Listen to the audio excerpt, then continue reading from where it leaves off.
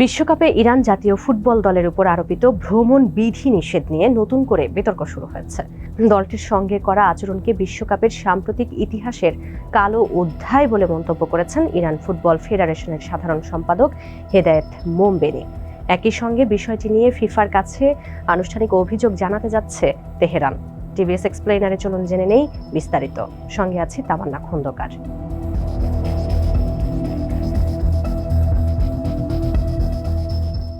19 June মেক্সিকোর তিহুয়ানায় Iran দলের অনুশীলন ক্যাম্পে সাংবাদিকদের সঙ্গে কথা বলেন মোমবেনি।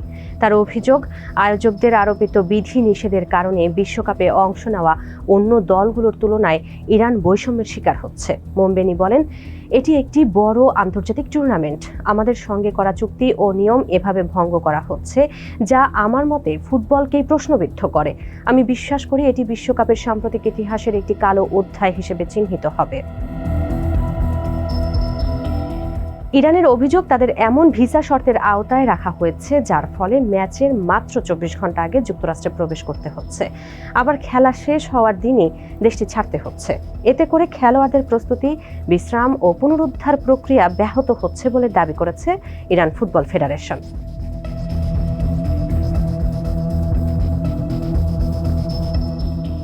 লস অ্যাঞ্জেলেসে বেলজিয়ামের বিপক্ষে নিজেদের দ্বিতীয় গ্রুপ ম্যাচ খেলবে ইরান। বাংলাদেশ সময় 22 জুন রাত 1টায় ম্যাচটি অনুষ্ঠিত হবে।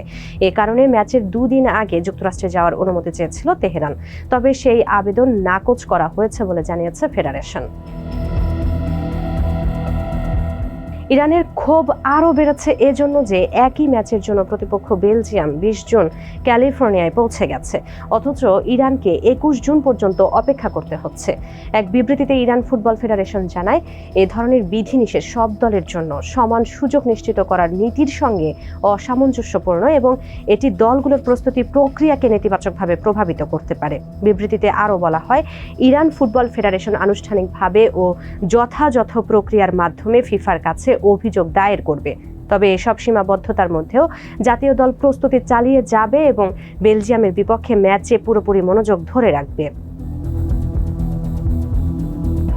ইরানের বিশ্বকাপ যাত্রা শুরু থেকেই নানা অনিশ্চয়তায় ঘেরা। মধ্যপ্রাচ্যের যুদ্ধ পরিস্থিতি, নিরাপত্তা নিয়ে উদ্বেগ, দলের কয়েকজন গুরুত্বপূর্ণ কর্মকর্তার যুক্তরাষ্ট্রে প্রবেশ ভিসা না পাওয়া এবং টিকিট বরাদ্দ বাতিল হওয়া সহ বিভিন্ন কারণে চাপের মুখে রয়েছে দলটি।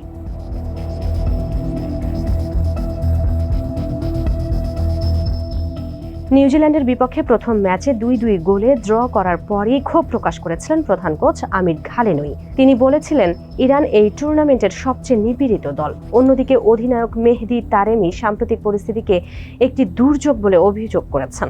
তবে যুক্তরাষ্ট্র প্রশাসন ইরানের অভিযোগ প্রত্যাখ্যান করেছে। দেশটির অভ্যন্তরীণ নিরাপত্তা বিভাগের এক মুখপাত্র বিবিসিকে জানান, ইরান আগে থেকেই এসব শর্ত সম্পর্কে অবগত ছিল এবং দলটি সেগুলো মেনেই টুর্নামেন্টে অংশ নিতে সম্মত হয়েছে।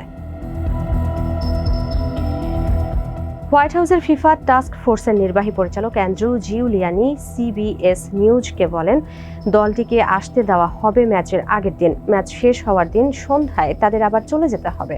লস অ্যাঞ্জেলেসে যেমন হবে, সিয়াটলেও একই নিয়ম প্রযোজ্য হবে। পরের রাউন্ডে উঠলেও একই ব্যবস্থা থাকবে। ইরান বর্তমানে যুক্তরাষ্ট্রের অ্যারিজোনার পরিবর্তে মেক্সিকোর সীমান্তবর্তী শহর তিহুয়ানাকে তাদের বিশ্বকাপ ঘাঁটি হিসেবে ব্যবহার করছে। মধ্যপ্রাচ্যের সংঘাত ও নিরাপত্তা পরিস্থিতির কারণে এই সিদ্ধান্ত নেওয়া হয়েছিল।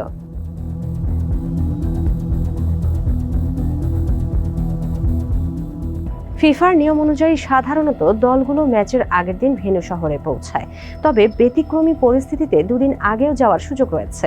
ইরানের দাবি, তাদের পরিস্থিতি সেই ব্যতিক্রমের আওতায় পড়লেও আয়োজকরা তা বিবেচনায় নেয়নি। এ নিয়ে সরাসরি যুক্তরাষ্ট্রের আয়োজকদের সমালোচনা করেন মোমবেনি। তিনি বলেন, নিয়ম অবশ্যই মানতে হবে। আমার মনে হয় জিউলিয়ানি অনেক আগেই নিয়মগুলো পড়া উচিত ছিল। যারা ফিফার নিয়ম বাস্তবায়ন করতে পারে না তাদের বিশ্বকাপ আয়োজন করা উচিত নয়, আর ফিফারও তাদের আয়োজক হিসেবে নির্বাচন করা উচিত নয়। তিনি আরও বলেন, আমার মতে তার আরও আগে নিয়মগুলো জানা উচিত ছিল। ইরানের টিম মেল্লির কর্মকর্তাদের সঙ্গে কথা বলা উচিত ছিল এবং এমন পরিস্থিতি তৈরি করা উচিত হয়নি। 2026 বিশ্বকাপ যৌথভাবে আয়োজন করছে যুক্তরাষ্ট্র, মেক্সিকো ও কানাডা। ইতিহাসে এই প্রথমবার কোনো বিশ্বকাপের স্বাগতিক দেশকে নিজেদের মাটিতে এমন একটি দেশের জাতীয় দলকে আতিথ্য দিতে হচ্ছে যার সঙ্গে তাদের সাম্প্রতিক সময়ে যুদ্ধাবস্থা বা সরাসরি সামরিক সংঘাত বিদ্যমান ছিল। এমন প্রেক্ষাপটে ইরানের অভিযোগ শুধু ক্রীড়া অঙ্গনেই নয়, আন্তর্জাতিক কূটনৈতিক মহলেও নতুন আলোচনার জন্ম দিয়েছে।